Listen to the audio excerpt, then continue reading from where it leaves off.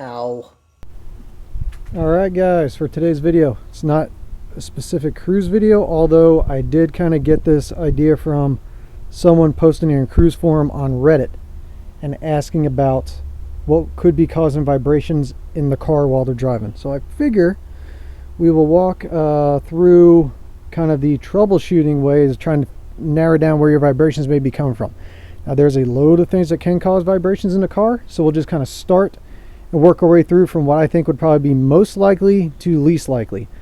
First things first, the most likely place that you want to check that is causing vibrations is your tires in general. Okay, you could have something stuck in the tread that is coming around and shaking. It could be a big thing, you don't even notice it. You could have a flat spot from hard braking, and assuming you don't have like ABS or anything like that, your tire air pressure could be down. You could be underinflated. You always want to keep your car inflated to the recommended air pressure to figure out what that is. And pretty much every newer car from I don't know how far on, at least the early 2000s, they come with a tag somewhere inside the driver's side door, either on the door jamb here or sometimes on the door itself. That'll tell you exactly what PSI you want to keep it at. Right here, 35 cold air pressure. Make sure you measure it when the car has been sitting for a while and not baking in the sun. That's what you will check. Then you want to check and see what is the age on your tire. How do they look? Do you have any tread left? There is wear bars in here that if it gets down too low, they need to be replaced, or you can do the old penny trick. And for anyone out there, mostly younger people that haven't seen one of these before, this is what's called a penny. It is from a part of money called cash.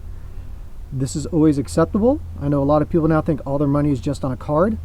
That is nothing but numbers on a screen. It can be taken away from you at any point in time. When power goes out, this hurricane just happened, and NC mountains, North Carolina mountains, are still completely and utterly devastated.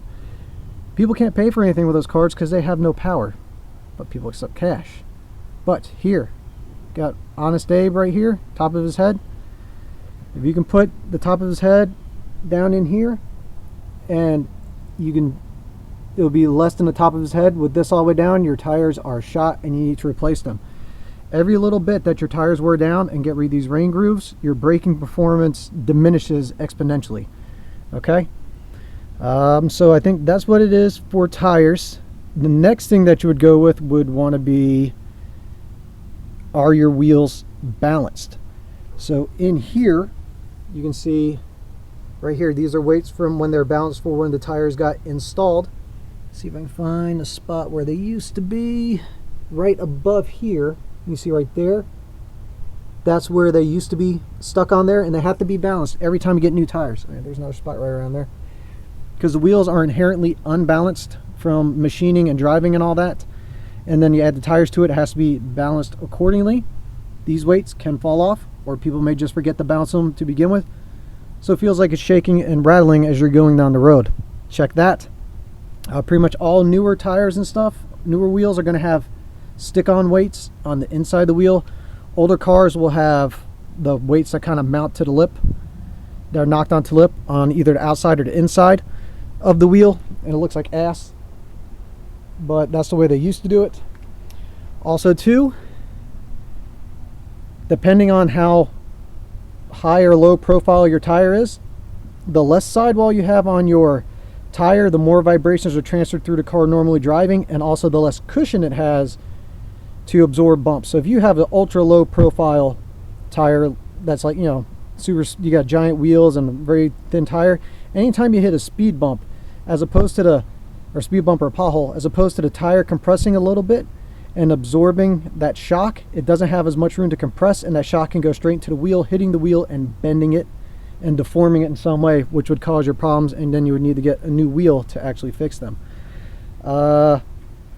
If that's the case too, you can check and make sure that your wheel is mounted correctly. If you get, like say you get no vibrations and you get a new set of tires, and then right after you get the new set of tires, you're feeling vibrations as you're driving down the road, first of all, may not have been balanced. Second of all, the wheel may not be mounted flush to the hub wheel assembly as it should be. And thirdly, you could have got a harder compound tire than what you're used to on your car. The different tire compound, I forget how they're measured, like P's, like a P or D or something like that. Don't quote me on that, but there's different compounds. The softer they are, the stickier they generally are, the harder they are, the kind of usually the better gas mileage you get, but also kind of a sacrificing of the ride. So if you got different tires than what you used to, you may start noticing vibration. Okay, moving on from the tires. The next logical thing you want to check, because you don't have to pull wheel off or anything like that, is my suspension starting to wear out. In here, now you have your springs that control the up and down. They absorb the shock of the driving on the road, and then you also have either shocks or struts that actually control how much rebound and compression it has inside those springs to slow it down. The best way to check this is you just take it, lean on your car, push down. Hopefully you can see this way I'm doing it. If I'm pushing down, it kind of goes down, it settles really quick. If you push down and the car's just wanting to bounce and bounce and bounce and bounce, that means your suspension's worn out. That's probably where your vibrations are coming from. Another thing you can check after that is if you can just go around to the front of the car and you'll stand back far enough so you see both front wheels. Do they look like they are pointing in the same direction? Sometimes you can hit a bump on one side and can knock your wheel in or out and mess up the alignment. So you want to get alignment done. Conversely, if you want to be even more thorough about checking it as you can yourself, you'll take a tape measure and you'll pick 2 spots on the wheel. It won't be able to be up here at the center because you have this suspension, usually cradle, the frame, or all that stuff, so it'll have to go down low enough, but you pick 2 spots that are at the same height. So say you measure 6 inches up on this side and 6 inches up on this side. On both sides of the tires, make a mark, and then you'll measure across the car from mark to mark on the front and on the back of the tires, and those numbers should be close. Like they may not be identical, say they're off by an eighth or 16th or even like a quarter of an inch. That's understandable, but if like one is like an inch bigger than the other, there's your problem. You need to get an alignment. Now, okay, let's say that the alignment is bad. What could cause a bad alignment? Well, you have multiple joints in your steering or in your suspension system. You have the steering, whether it's rack and pinion or what's the other type? I can't think of it right now, but you have tie rods that connect to the spindle inside that then connect to the steering rack that then go up and are transferred up into the steering wheel. If you sit in the car and you can just move the wheel around without feeling any resistance or motion from here, you have potentially worn out tie rods, or if it's an old enough car, your rag joint needs to be replaced. So a way you would check this is you would jack the car up in the air so the wheel is off. Make sure you don't put the weight underneath the A-arm. You would want to jack it up maybe under the cradle or over here on the side, and you would take the wheel and you grab at 3 o'clock and 9 o'clock, and you would try and shake it and pull it back and forth like this. It shouldn't move. If it is going back and forth like this, the tie rod that connects to your steering is more likely worn out, and if that gets worn out too bad, the ball joint in there, it can also hollow out your spindle, and then you have to replace your spindle. If that is nice and solid, then we want to check for the ball joints. You'll have definitely a ball joint down on the bottom control arm where it connects to the spindle, depending on what the suspension setup is. You may also have another control arm on the top of the ball joint that comes down. The way to check this is, as it's up in the air, you grab at the 12, at the 9 o'clock, and you rock it back and forth in and out this way. It shouldn't move. If it does, your ball joint is wearing out in some way, form, or fashion, or something came loose that's causing it to pivot. Depending how new or old your car is, the older car, the more likely it is to wear out unless you're repeatedly running over tons and tons of bumps. It all comes down to your driving style and all that stuff. That would be towards more of the extreme end.